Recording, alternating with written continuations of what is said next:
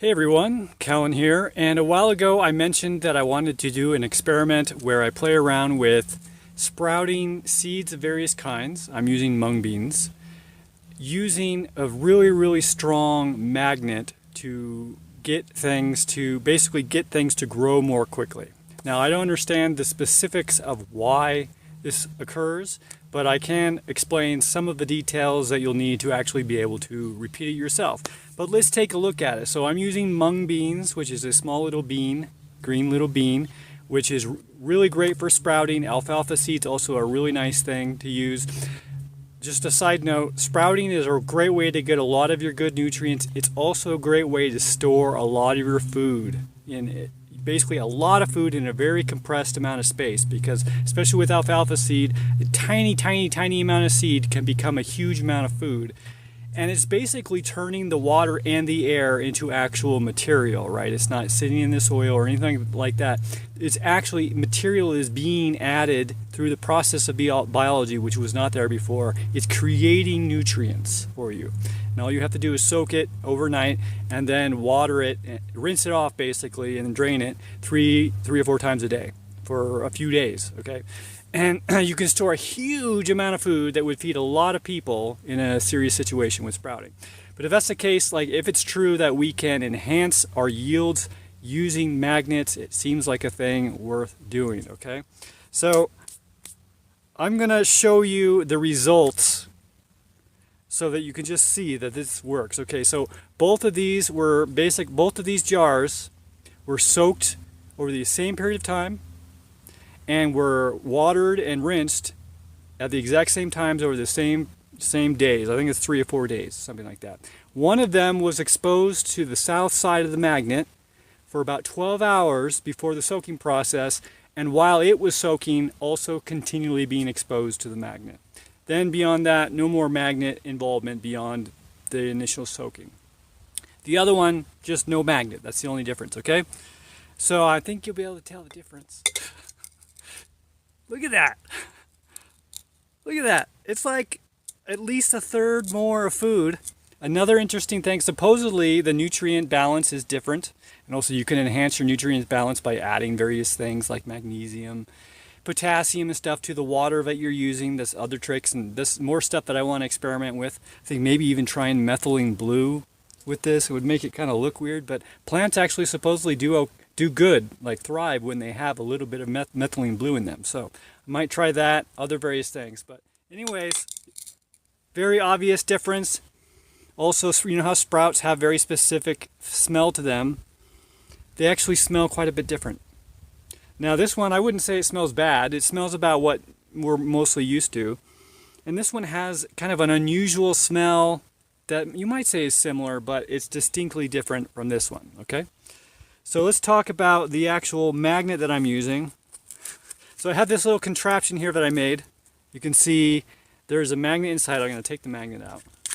This is just a piece of cardboard with tape around it, right? Very fancy.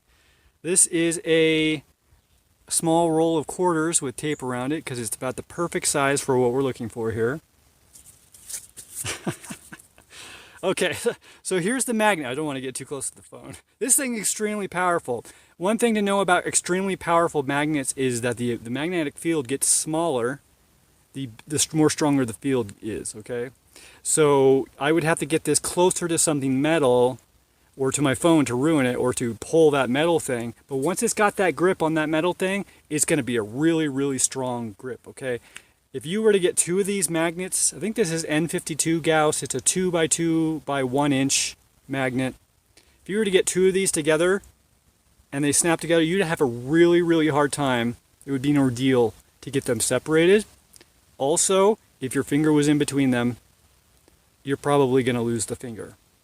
That's how strong this is. Okay, so this is not safe. If you do order one of these things, it's not safe. So keep it away from people, especially young people who might be playing around with it. It can probably ruin electrical equipment. So anyways, keep that in mind. Another interesting thing I found about this is if I put it in the dirt, you can see these are all iron filings. So our dirt is very iron rich. I just picking up iron. I can make a samurai sword out of all this if I gathered enough of it. That's how they used to make some samurai sword, they would just gather the iron dust and melt it down. So anyways, it normally doesn't look like this. This also has tape around it. The reason I do that is because it's coated, the magnet itself, which is silver, is coated with chromium, which is not something you want to get into the plants.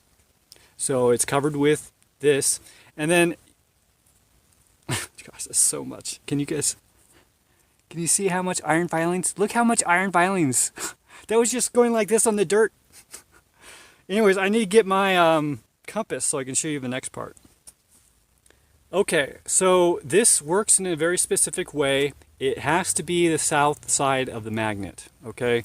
So first of all, we have the North Pole of the Earth, the physical North Pole, and we have the physical South Pole of the Earth. That's magnetically, the North Pole is actually the physical North Pole of the Earth is actually the Earth's magnet's South Pole, okay? So it's actually upside down. So basically I need to tell you that so you understand why this is going to work the way it is. Okay, so we want to find the South Pole, and so we're going to use a compass to figure out where it points north, right? The red is pointing north, and that's actually the South Pole of the magnet, which is the side we're trying to determine here, right?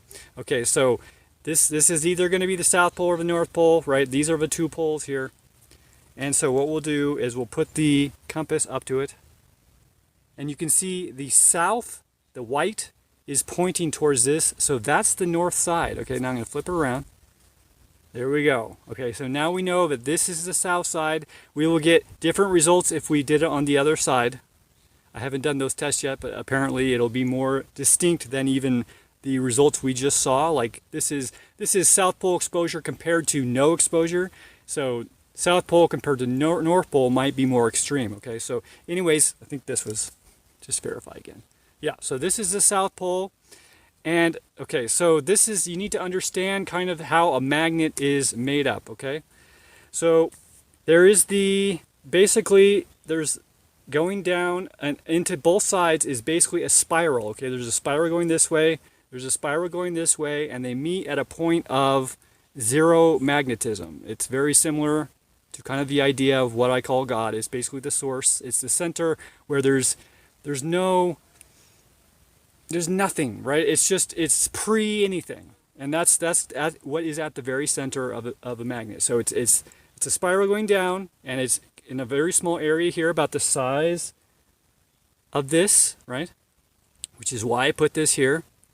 So you got two spirals, so it looks like an hourglass, and then outside of that, over here is a big donut shape. Okay, that's the magnetic field. Okay, and it's coming out of these sides, not the center, but over on the sides here. Okay, so on the south side around this part is where we want the seeds to be exposed to, not to the spiral, but to the magnetic field around that spiral on the south side. Okay, so that's why I put this here.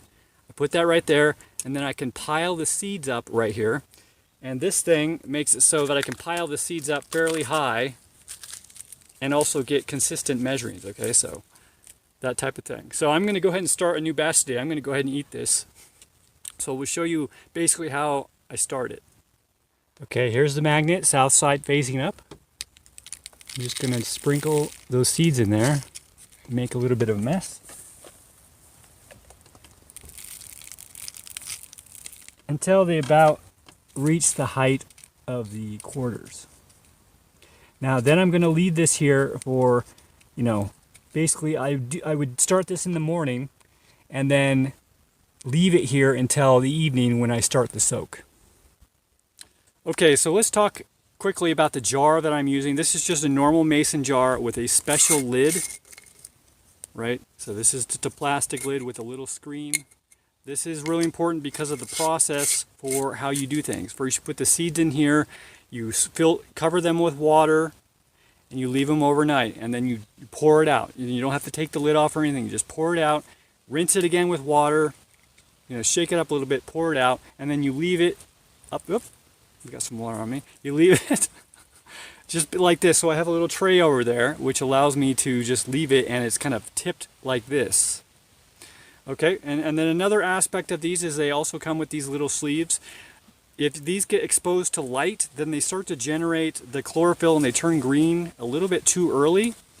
and it kind of changes what they're doing when they're growing and the things that they're making. And so you basically leave it in the dark for as long as possible until about the last day, and then you can take this off and let it kind of green up. And you'll notice that it greens up really quickly, especially if you put this out in the sun. So anyways, you basically just, after the 12 hours on the magnet, put those things in the jar and kind of scoot them, well, and then put the water on, and then kind of scoot them over around to the outside of the jar. You know how a jar generally has kind of little dips that go lower down on the outside of the bottom.